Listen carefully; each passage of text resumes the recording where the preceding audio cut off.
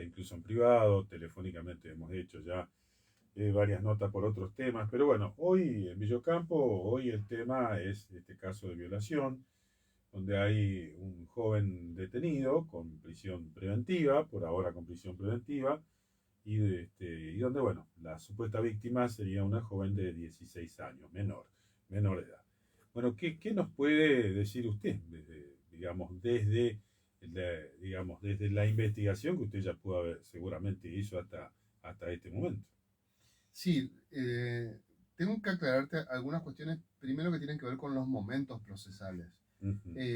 Uno, cuando arranca una investigación, lo que analiza es si tiene elementos de probabilidad de autoría de una determinada persona, si el relato es creíble de una denuncia, si hay elementos que pueden sostener esa denuncia, y va ordenando determinadas actividades. Uno cuando tiene esos elementos y cree que es factible llevar a esa persona a una audiencia imputativa Ujú. y ese delito tiene una pena de prisión y además hay peligros procesales, puede ordenar la detención, que es lo que hice. Ordené la detención de un sujeto mayor de edad porque entendía y entiendo que tenía los elementos de probabilidad de autoría. Ujú. Eso debo dejar absolutamente claro porque lo que el código pide para esta etapa es probabilidad de autoría, no pide certeza. La certeza debe existir al momento de condenar a una persona. Ujú. Como ustedes saben, las personas gozan de el principio Inocencia, de seguro. inocencia hasta Ujú. que exista una sentencia. En consecuencia, deben ser tratados como tales. Eso no es puesto en discusión. Lo que se discute luego es la probabilidad de autoría y luego de la imputación lo que se discute es qué medida cautelar corresponde según los elementos que uno tenga. Esa fue otra audiencia que se celebró también en el día de ayer por parte de la Fiscalía. Sostuvimos que la medida cautelar que corresponde para este caso era la prisión preventiva, Ujú. por cuanto, eh, reitero, los elementos que teníamos de probabilidad de autoría son suficientes para esta etapa. La pena en expectativa es alta, o sea, si hubiera una condena, no podría ser de prisión condicional, y el peligro procesal que uno tiene que aducir es o el peligro de fuga o el peligro de entorpecimiento en la investigación. Nosotros creemos que la probabilidad que existe es de que pueda entorpecer la investigación Bueno. el imputado, toda vez que no solamente la víctima se trata de una víctima mujer menor de edad, Ujú. sino que a su vez su testimonio todavía no ha sido brindado en cámara Gesell. Hay otros menores que también deben eh, declarar en cámara Gesell, sino que hay otros testigos que son mayores de edad que también pueden ser interferidos. Eh, la defensa, por supuesto, que se opuso a esa pretensión, eso tenía la posibilidad de que el imputado transite la causa en libertad con determinadas restricciones y bajo la guarda de su padre. En definitiva, el juez, luego de escuchar a la fiscalía, escuchar a la defensa, a los Ujú. padres de la víctima y al imputado, definió por la medida más gravosa que tiene el código, que es la prisión preventiva, y por eso el imputado está bajo esa modalidad, digamos. Está detenido. Está prisión preventiva sin plazo. Estaría bueno que explique eso, por qué sin plazo. Se denomina así, pero en realidad no es que no exista plazo. Los plazos son los que establece el código. El código ya tiene determinados plazos. No se le pone fecha. Lo que sucede es que, ¿cuáles son los plazos? El plazo máximo de una prisión preventiva son 2 años en primera instancia. Ujú. Lo que sucede es que nuestro código establece cuáles son los momentos en que una medida cautelar puede ser revisada. Y puede ser revisada o cada 90 días o cuando existan hechos sobrevinientes. En este caso en especial, van a haber muchos hechos sobrevinientes. La Cámara Gesell es uno de ellos, Ujú. que también ya está fijada para la semana que viene, Las pericias que se tomaron son otros. Nosotros hemos sacado sangre, orina, se hisopó. Esos resultados, cuando los tengamos, podrán ameritar o no un pedido de revisión. La revisión se hace a petición de alguna de las partes. La puede pedir la fiscalía, la puede pedir la defensa. En este caso, el fiscal debe actuar con objetividad. Incluso puede hacer peticiones a favor del imputado. Eso no, está previsto que sea así cuando objetivamente entienda que puede ser justo, diríamos. Sí, sí. Eso, pero generalmente lo hace la defensa. En este caso, en específico, todas esas, diríamos, actividades procesales que ocurran pueden ameritar la revisión de la medida cautelar. A eso se refiere la resolución cuando no establece plazo. No es que no exista plazo, sino que el propio código establece la dinámica de cuándo puede ser revisada una medida cautelar. Bien. Hay dos jóvenes testigos. Testigos son todos los que... Claro, dos jóvenes testigos, en este caso en favor de la víctima, porque lógicamente imagino que, no imagino, sino son testigos todos los que de alguna u otra manera estuvieron en ese momento, digamos, ¿no? Exactamente. O en los alrededores de ese momento. Sí, sí te tengo que hacer una corrección. No es en favor de la víctima. Los testigos son de determinados hechos, lo deben relatar de la manera en que ocurrieran, tienen que decir la verdad. Sea favorable o desfavorable a cualquiera de las partes. Va bajo juramento, digamos, ¿no? Los menores tienen un tratamiento específico, distinto, claro, que es bajo esta modalidad de cámara Gesell. Primero ve una psicóloga si un determinado niño, niña o adolescente está en condiciones de declarar. Luego de que eso sucede, se practica esa declaración bajo el dispositivo de cámara Gesell, que ahora tenemos en la ciudad de Las Toscas, que ya lo estamos utilizando este año, diríamos. Allí una entrevistadora, las partes nos pusimos de acuerdo en cuál va a ser. Ya la entrevistadora es la que sola. Es una sola, sí. Psicóloga. Es una psicóloga, sí. Es la que se entrevista con el menor en un espacio físico determinado, que tiene grabación, etc. Y las partes, o sea, estamos en otro lugar observando. ¿Se puede saber quién es la psicóloga? Sí, la licenciada Milena Giordano es la psicóloga. Habitualmente realiza entrevistas de cámara Gesell, o sea, no es la primera vez, realiza en Reconquista, etcétera, y ninguna de las partes tuvimos objeciones para que ella la lleve adelante. Bien, así que van a ser sometidas a la cámara Gesell, bueno, la víctima, por un lado, y las otras dos jóvenes también. Sí, en principio, eso es lo que está previsto por ahora. La investigación puede llevar a más testigos que podrían ser menores, pero eso todavía no lo tenemos definido, pero además, primero tiene que pasar el tamiz que te referí, tiene que tener un visto bueno de una psicóloga que entienda que puede declarar en cámara Gesell. Bueno, presuntamente, y uso este término porque incluso me lo decía usted en una conversación privada en el día de ayer, presuntamente los hechos habrían ocurrido adentro del boliche, presuntamente. Es decir, eso, ¿en qué condición está? En eso, presuntamente no se pudo acreditar. No, uno dice presuntamente porque la certeza la logra en una sentencia nada más. Uno hace una imputación determinada, la imputación es que ocurrió allí. No es que uno hace uno hace una afirmación. En el expediente figura que ocurrió allí en ese lugar. No es en el expediente. El fiscal hace una afirmación determinada de cómo ocurrieron los hechos. Esa afirmación o esa información se llama imputación. En la imputación uno dice que los hechos ocurrieron de determinada manera, en determinado lugar, en una forma afirmativa. Esa posición que tiene el fiscal luego tiene que ser acreditada con determinadas pruebas durante todo lo que se va a denominar la investigación penal preparatoria. La investigación penal preparatoria ha arrancado, tiene un máximo de duración de 10 meses, es lo que tiene el fiscal para recabar todas las evidencias que va colectando, diríamos, y luego ese es el tiempo que tiene para preparar una acusación correspondiente. Cuando el fiscal acusa, cuando entiende que de toda la información que fue recabando hay elementos para que a una determinada persona lo condenen.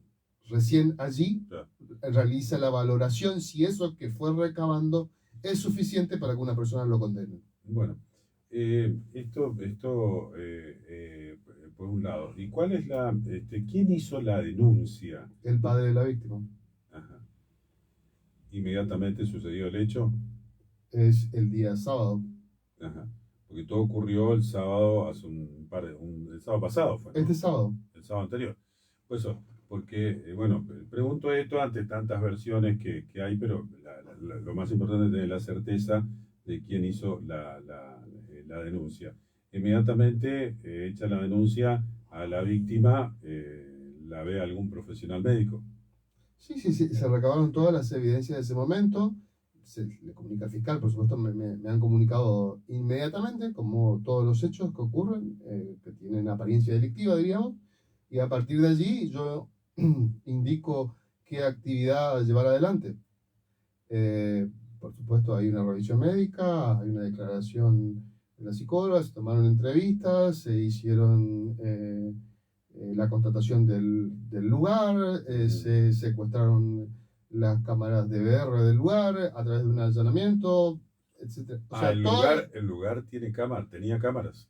Tiene cámaras de seguridad, los de VR se han secuestrado, es decir, toda esa actividad se desarrolló en estos días y hay actividad, por supuesto, que se va a seguir desarrollando.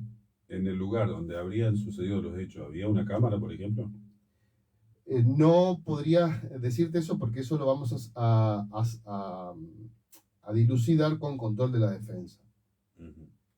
Uno secuestra y después le notifica a la defensa en el momento en que se va a hacer la apertura de eso, porque tiene que tener control de la defensa. Claro, la defensa tiene que participar, obviamente. Por supuesto, tiene que ejercer su derecho de control de todas las actividades, diríamos. Correcto. Bueno, ¿y cuál es la situación hoy por hoy de la víctima, de la joven? La víctima está con sus padres y tengo conocimiento porque me han notificado en el transcurso de la mañana que va a presentarse como querellante. Ajá. La víctima, la chica, la joven. Sí. Bueno, pero hablo de su situación personal, es decir, digamos, bueno, dentro de lo que lógicamente sucedió, imagino que no debe estar bien. Mató esta cuestión pública que se dio también posteriormente, ¿no? Sí, lo que sucede es que esas cuestiones, por supuesto que son solamente reservadas a la familia, en las cuales no voy a hacer ningún tipo de apreciación. Lo que sí te puedo decir en el marco de esto que le hemos brindado todas las herramientas para las asistencias correspondientes. Bien.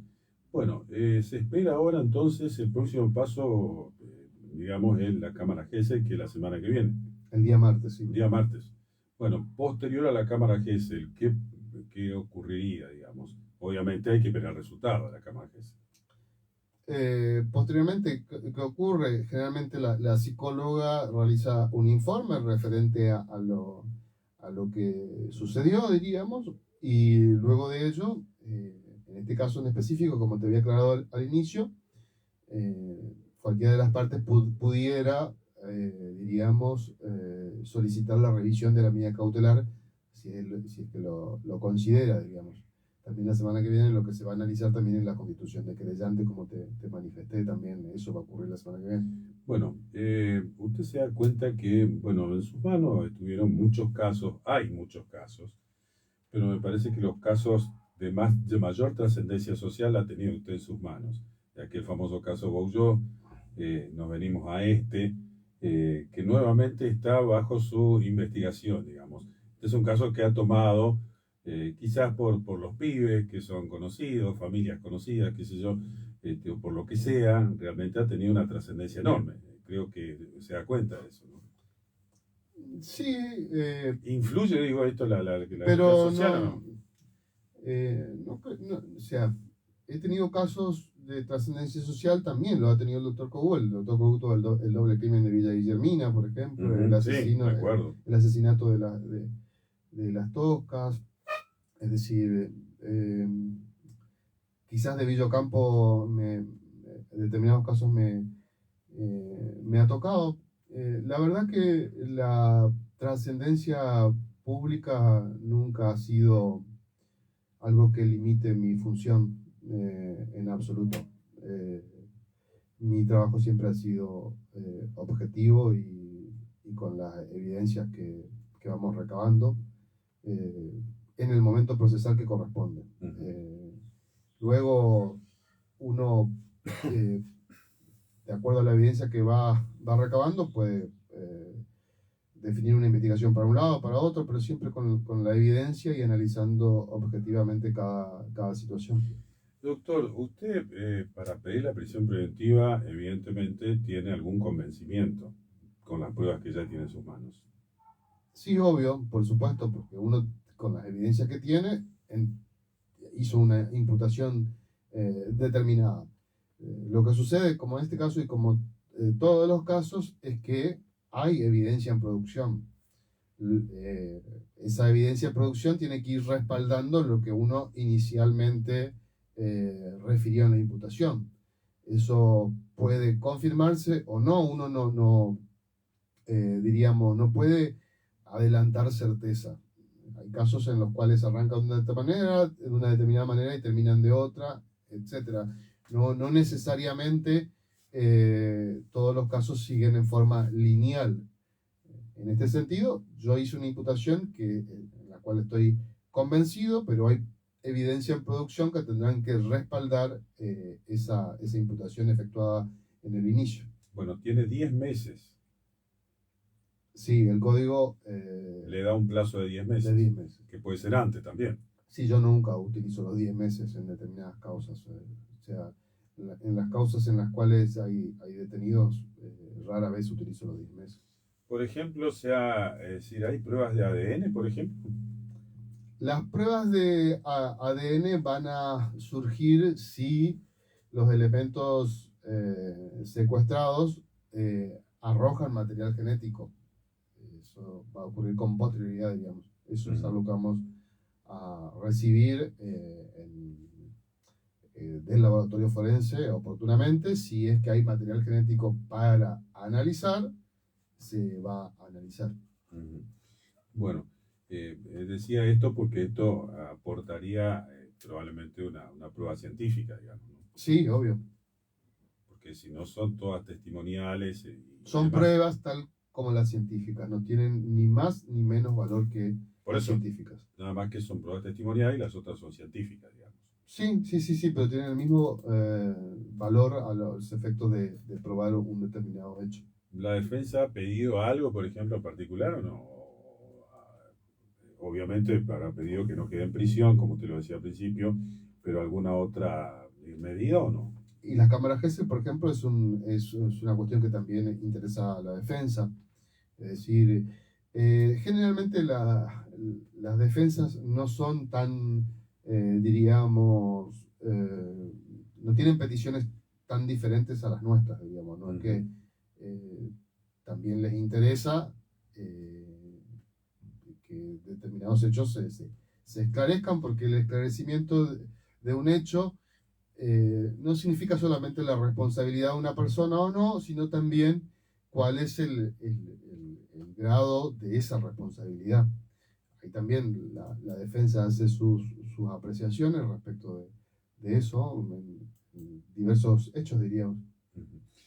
Bueno, habrá que esperar, habrá que tener seguramente por ahí hay más impaciencia en la gente, pero bueno, habrá que esperar a que, bueno, se sustancie mayores pruebas, más se investigue más el caso para ver si esto, bueno, finalmente usted pide que se le vea a juicio, ¿no?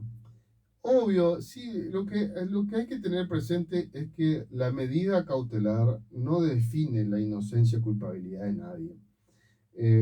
Yo sin ir más lejos, tuve una persona que es de acá, de la Mercedes, en un proceso por abuso sexual de una vecina y estuvo en libertad desde el 2015 hasta el 2019 que se desarrolló el juicio y fue condenado a 7 años de prisión. Eso no significa, no significa nada. Uno puede llegar al juicio en libertad o en inocencia y en el juicio en libertad o en prisión preventiva, en el juicio se definirá si es culpable o no. También puede ser que en algún momento del proceso la medida cautelar sea otra.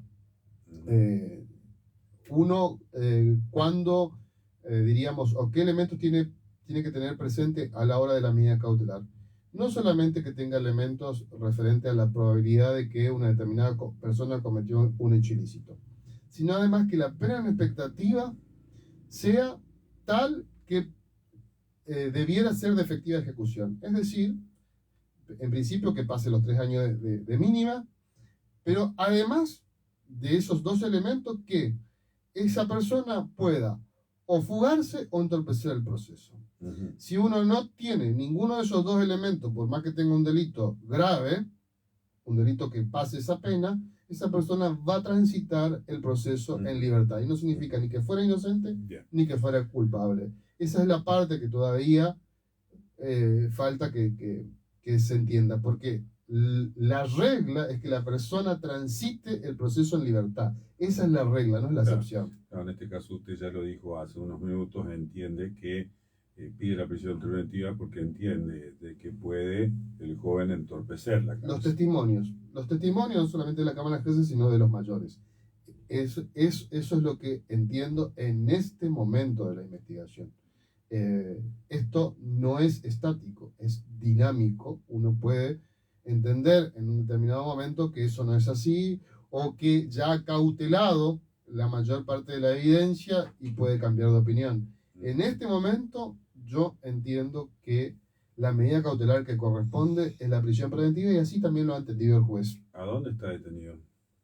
Hasta ahora creo que está en Las Toscas, hasta que se fije, diríamos, eso no depende del Poder Judicial, eso depende del Poder Ejecutivo. ¿En qué lugar, precisamente el Ministerio de Seguridad, en qué lugar van los detenidos? Generalmente los detenidos de nuestra zona quedan transitoriamente en la comisaría de Las Toscas y luego son trasladados de acuerdo a los cupos que existieran en las cárceles. Te debo aclarar que todas las cárceles de nuestra provincia están saturadas y tienen más detenidos que la capacidad correspondiente. Con lo cual, también te debo aclarar que el mito de que entran por una puerta y salen por otra no existe, no es tal. Se ha duplicado la cantidad de presos en nuestra provincia. La pena que podría caberle, hablando en una hipótesis de probarse el delito, digamos, la pena. De 6 a 15 años la pena de ese delito atribuido, digamos. Ajá. 6 es la mínima, 15 podría ser la máxima. Exactamente. Ajá. Bueno,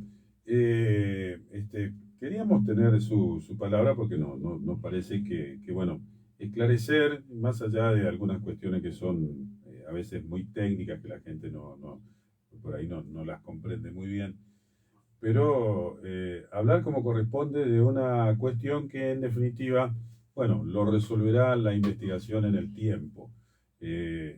Más allá de que algunos estén más apurados que otros, o más allá de que, bueno, haya este comentario, el otro comentario, o se diga una cosa o se diga la otra, ¿no?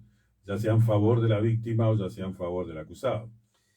Sí, yo creo que tiene que tener, los que somos mayores, primero por ser mayores, los que tienen responsabilidades institucionales porque las tienen, los que son funcionarios públicos porque son funcionarios públicos, deben hacer un uso responsable no solamente de las redes sociales, sino de cómo se refieren a determinadas personas o cómo se refieren a uno u a otro. No soy partidario de que nadie sea ni degradado, ni denigrado, ni nada, ni menos las víctimas en su condición de tal, en este caso que tiene una doble protección diríamos, legal por ser menor de edad y por ser mujer, que a veces se obvia, diríamos, y el imputado tampoco porque tiene presunción de inocencia, es decir, los dos merecen respeto y será en un juicio que se definirá la culpabilidad o inocencia de esa persona, pero el código lo único que permite cuando una persona comete un delito es quitarle un solo derecho, que es el de la libertad. Ningún otro derecho puede ser, diríamos, atacado a esa persona. Así que las alocuciones que se realizan principalmente a través de las redes sociales o a través de determinados medios de comunicación o estigmatizantes de la mujer, la verdad que las condeno fervientemente porque no corresponde, parece que no... a veces yo digo que hasta no es necesario que nos ubiquemos en los nuevos paradigmas de los derechos, sino simplemente lo que tiene que ver con el respeto al ciudadano y a las personas por su condición de tal. Así que es lo que opino al respecto y me parece a veces muy desafortunado algunos comentarios que estigmatizan más que nada a las mujeres y a los jóvenes. Doctor, ¿hay más casos de los que uno supone o, por ejemplo, trascienden de esta naturaleza, digo, de violación y donde, la víctima es una menor, por ejemplo?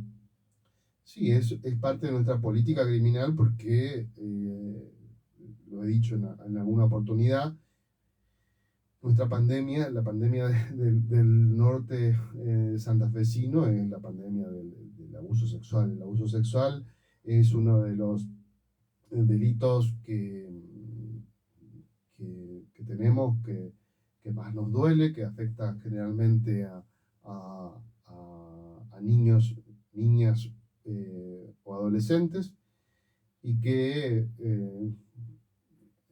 es uno de los delitos que afecta y denigra a la persona en una forma muy, diríamos, muy fuerte, de una manera que solamente creo yo que las personas que trabajan este tipo de problemáticas, las víctimas, son a veces capaces de comprender. A los demás que no son capaces de comprender eso, lo único que les pido es respeto y empatía. Uh-huh. Bueno, le agradezco infinitamente que se haya venido hasta la radio y unos minutos para llevar un poco como yo decía recién, en definitiva, más que de claridad de las cuestiones de las que se puede hablar hoy con certeza, digamos, porque es decir, futurismo no se puede hacer, evidentemente. No, uno no... hay determinadas cuestiones que no se van a definir en este momento, que se van a definir con el transcurso del proceso, como son todas las causas. Lo que sí le garantizo que las medidas se van a tomar en forma rápida, como siempre lo hago cuando las causas lo ameritan. No es lo mismo esta causa que otros hechos que tienen menos importancia. Y yo hablo de importancia no respecto de lo que a uno le afecta. Evidentemente, si alguien viene y nos amenaza, ese hecho va a ser el más importante para nosotros en este momento. Lo que sucede es que el Estado no puede, diríamos, gestionar todos los hechos. Entonces, ¿qué hace el Estado? Hace lo que se denomina, elige qué hechos, que son parte de su política criminal, son los que revisten determinada importancia y los lleva adelante, de acuerdo a una determinada región y de acuerdo a la gravedad.